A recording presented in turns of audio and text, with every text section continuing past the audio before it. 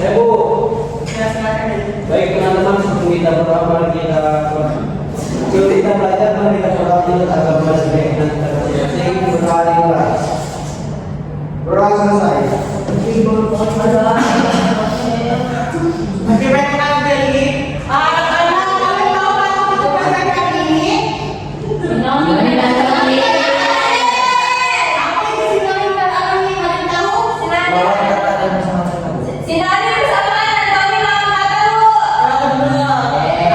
Jadi sinonim itu adalah kalau dari bahasa Indonesia berarti bersama, onoma berarti nama, yang berarti sinonim adalah kata atau ungkapan yang memiliki makna sama atau hampir sama dengan kata lain. Nah, jadi di dalam bahasa itu sinonim membantu kita untuk memilih kata yang paling cocok untuk situasi tertentu. Misalnya kata marah dan kesal.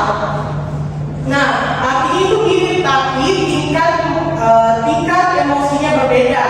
Jadi kita bisa memakai sinonim supaya kalimat itu terasa lebih tepat dan tidak monoton.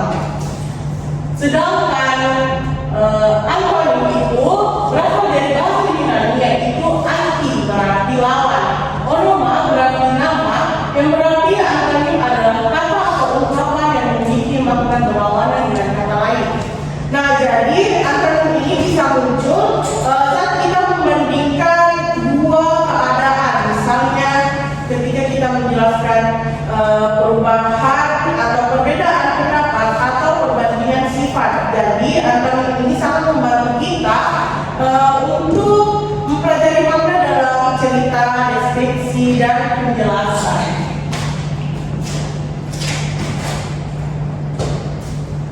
Nah, selanjutnya di sini ada ciri-ciri sinonim dan anonim. Yang pertama, ciri-ciri sinonim ada apa aja? Memiliki makna yang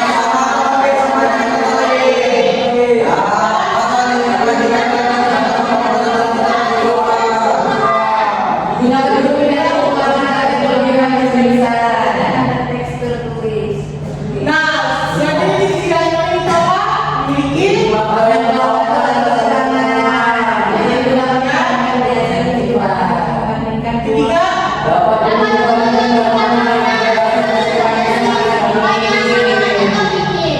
bisa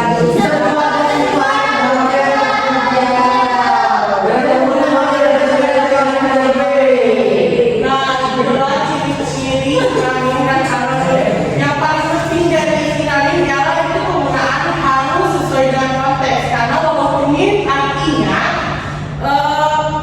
suasana kalimat biasa berbeda, sedangkan anonim itu bukan cuma lawan kata, tapi juga bisa menunjukkan perubahan tingkat maka seperti dari keras, lembut, atau cepat ke lambat. Selanjutnya jenis-jenis sinonim. Jenis-jenis sinonim itu dibagi menjadi dua. Yang pertama apa? Ya. Jadi sinonim mutlak itu benar-benar sama dan bisa saling menggantikan di sebuah konteks. Contohnya, contohnya dokter, tabib, televisi, TV. Sedangkan sinonim tidak mutlak itu maknanya mirip, tetapi hanya bisa digunakan dalam konteks tertentu. Contohnya menikah. Nah, kalau sinonim mutlak itu akan dipakai di sebuah situasi, tapi kalau sinonim yang mutlak itu kita harus memperhatikan konteks. Misalnya kata memakai cocok untuk kalimat dipakai untuk kalimat makan waktu, padahal itu tetap sinonim dari memastikan. Selanjutnya yaitu jenis-jenis antonim. Jenis-jenis antonim itu dibagi menjadi tiga, yaitu antonim mutlak, antonim gradasi, antonim relasional. Nah, antonim mutlak itu berlawanan secara tegas, tidak ada posisi di tengah-tengah. Contohnya hidup dan mati. Sedangkan antonim gradasi itu memiliki tingkat makna yang berurutan dari satu kondisi ke kondisi lainnya. Contohnya panas, dan dingin. Nah, selanjutnya itu antonim relasional.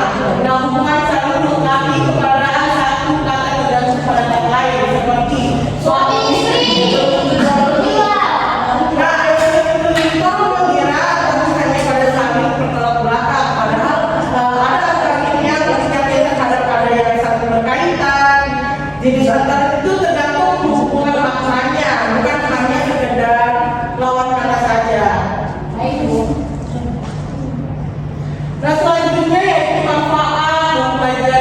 Tony dan Anthony. Yang pertama yaitu memperbanyak kosakata dan membuat tulisan lebih menarik. Yang kedua yaitu meningkatkan kemampuan menulis dan berbicara. Yang ketiga yaitu memahami makna bacaan dengan lebih baik. Yang keempat yaitu menumbuhkan kepekaan terhadap konteks bahasa. Yang kelima yaitu menjadikan komunikasi lebih efektif dan ya boleh. Oke, sampai sini para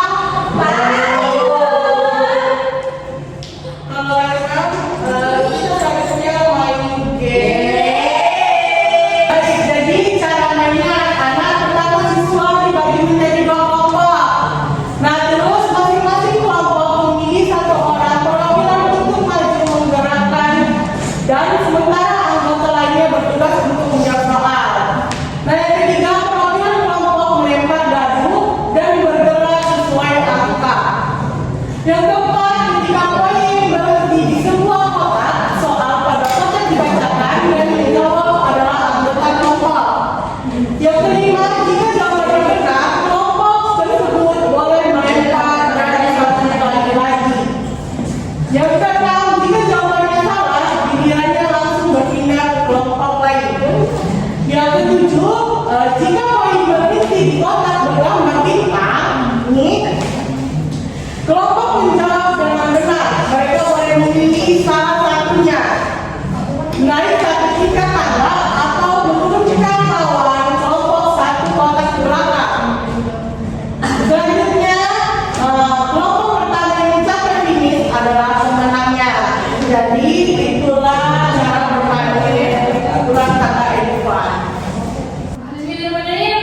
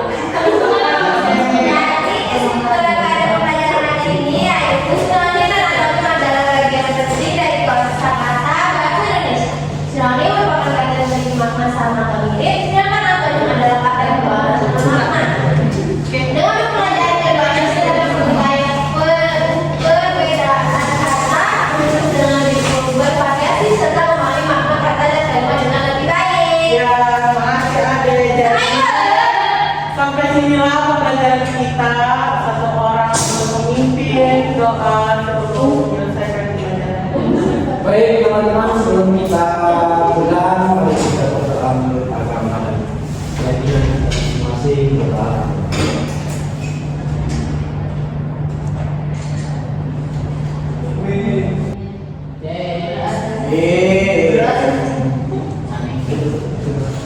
Baik, terima kasih Pak sudah ikut hadir untuk pelajaran hari ini. Untuk Assalamualaikum warahmatullahi wabarakatuh.